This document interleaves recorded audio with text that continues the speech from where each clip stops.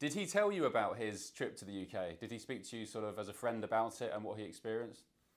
I remember him saying that he had, so much reverence for the British history, and particularly when you read about the Enlightenment, when you read about so many various speakers and writers and thinkers from that time frame, and you have so much of really the sort of American experience and this commitment to civil rights and human rights, which really does flow from England. And I think Charlie had a lot of respect, so much respect. And I think that came across in your interview.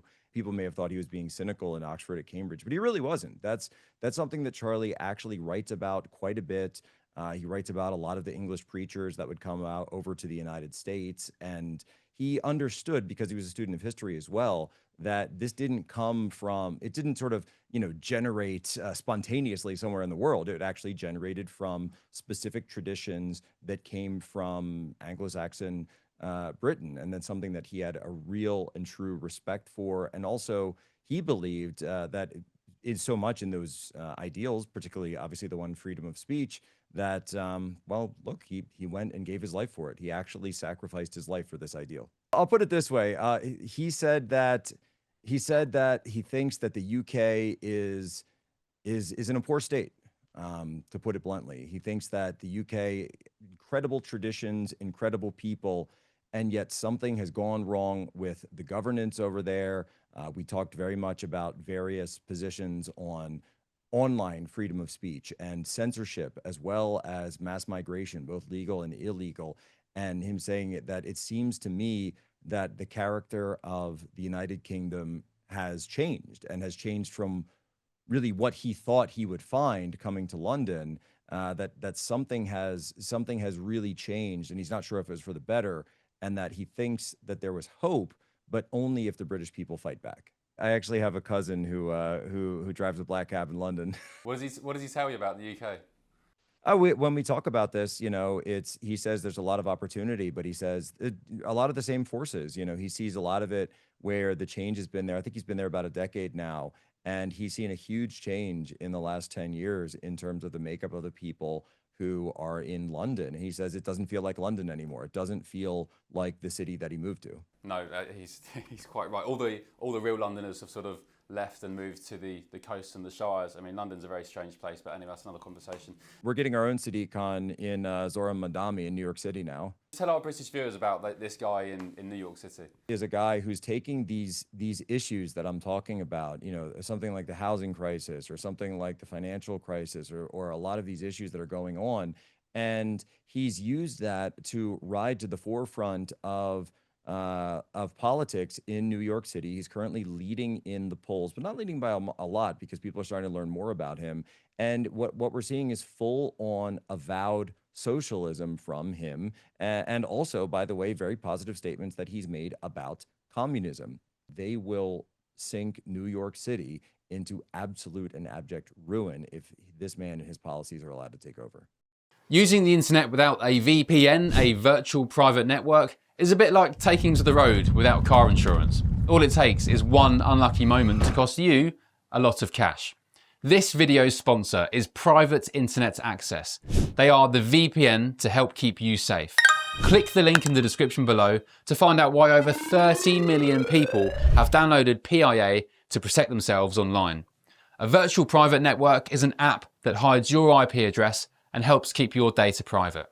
When you're browsing the internet at home, you give up a large amount of data to businesses, to shops, and indeed to social media giants too. Hackers have the ability to steal your personal data with ease, including sensitive information such as passwords, keystrokes, and even your personal photos.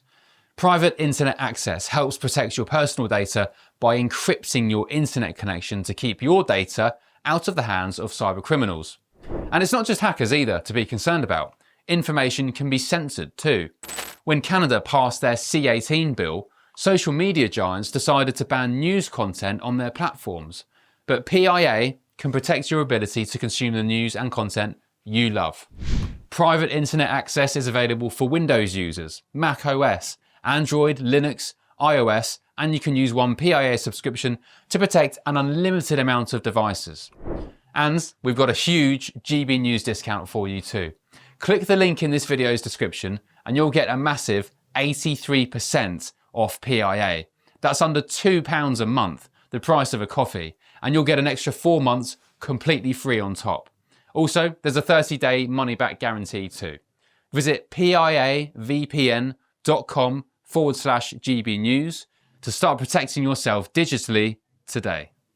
So, in order to solve illegal migration in the UK, i.e. 50,000 third worlders coming across the channel on dinghies that we, for some reason, can't stop, they've said, right, now we are having digital ID. That means every Brit in the UK will have a digital profile on a centralized database. What would be your initial concerns about that kind of system? I spent 2 years living in China. I lived in Shanghai. Right, yeah, exactly. And so this is sort of 2007, 2008 timeframe. So this was prior to the social credit score really being built. But that's what they have there. In China, they have a centralized database of every single individual. And so they promote it in the sense of convenience. Oh, you can facial ID for your bank account, so you don't even need to have a card, or there's no tap card. You just take a look at the vending machine, and if you're at Lawson's or something, and you can just have it detracted from your account if you want to buy a bottle of water or something. But the issue then also becomes that, oh, wait a minute, we saw this during COVID.